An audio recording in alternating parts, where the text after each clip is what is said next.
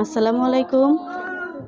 প্রিয় দর্শক, আসসালামু আলাইকুম। জীবনের গল্প আপনাদের স্বাগতম জানাচ্ছি। দর্শক, ক্যামেরার সামনে আছে একজন বোন, তার জীবনের গল্প শুনবো। দর্শক, ভিডিওতে ওনার নাম্বারটা থাকবে যোগাযোগ করার জন্য। দর্শক, চলুন তাহলে শোনা যাক উনি কি বলতে চায়, কি বলে। আসসালামু আলাইকুম। ওয়ালাইকুম সালাম। কেমন আছেন? এই তো আল্লাহ রাখছে ভাইয়া, ভালোই ভালো আছি আছেন। নাম কি? কোনোরকম। তানিয়া। তানিয়া, সুন্দর নাম। পরিবারে কে কে আছে তানিয়া? পরিবারে আমার মা আছে আর আমার ছোট একটা ভাইয়া আছে। মার ছোট ভাই? হ্যাঁ। বাবা নেই? বাবা নাই, চলে গেছে। আচ্ছা, কোন জায়গায় থাকেন মা ছোট ভাইকে নিয়ে? আমি মা আর ছোট ভাইয়াকে নিয়ে কোন জায়গায় থাকেন? যশোর। বাড়ি কি ওখানেই? হ্যাঁ। আচ্ছা, পড়াশোনা করছে? না, করতে পারি নাই। বিয়ে শাদী হয়েছিল? না, হয় নাই।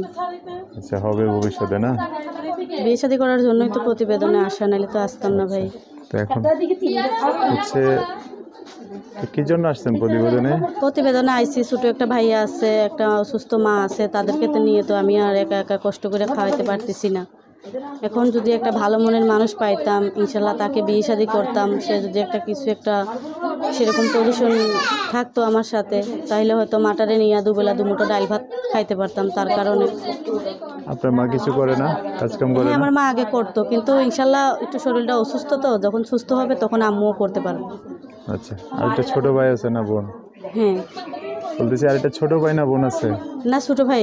ছোট ভাই না? হুম। পড়াশোনা করেন নাই? না, ছোট ভাইটাকে করাচ্ছেন? ছোট ভাইটাকে মাদ্রাসায় দিছি। মাদ্রাসায় পড়ে? আচ্ছা, কি করতে চান এখন তাহলে? তো একটা মানুষ পাশে চান আর কি নাকি? এখন চাই যে যদি একটা ভালো মনের মানুষ পাই এবং তার হাত ধরে যাতে সারাটা জীবন থাকতে পারি, এরকম এই একটা কারণে। মানুষের চান আর কি?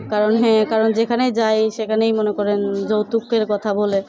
আমার তো আর মায়ের অতটা সামর্থ্য নাই, কারণ আমরা থাকি অন্য জায়গায়, এক জায়গায় ভাড়া থাকেন না? হ্যাঁ। এখন আমাদের তো আর নিজস্ব কোনো বাসা নাই যে আমরা ওখানে থাকবো। কিছু জমি থাকলেও তো বিক্রি করে বিয়ে শাদী হইতো, কিন্তু এখন যৌতুকের জন্য বিয়ে শাদী হচ্ছে না। আচ্ছা, এখন যদি মনে করেন যে এমন কোনো মহান ব্যক্তি থাকেন যে সে আমার দায়িত্ব নিয়ে আমার পাশে থাকবেন, ইনশাল্লাহ তাইলে বিয়ে শাদী করে তাকে নিয়ে থাকতাম। আচ্ছা, তো যোগাযোগ করবে কিভাবে? আমার ফোন নাম্বার আছে, ওই ফোন নাম্বারে যোগাযোগ করা যায়। নাম্বার বলতে পারবেন? আপনি বলেন। কি যেন নাম বললেন? তানিয়া। তানিয়া। নাম্বারটা বলে দিচ্ছি দর্শক, উনি বলতে পারবেন না। নাম্বার হচ্ছে 01705121994। নাম্বারটা আবার বলতেছি, অবশ্যই সুন্দর করে স্ক্রিনেও লিখে দেবো।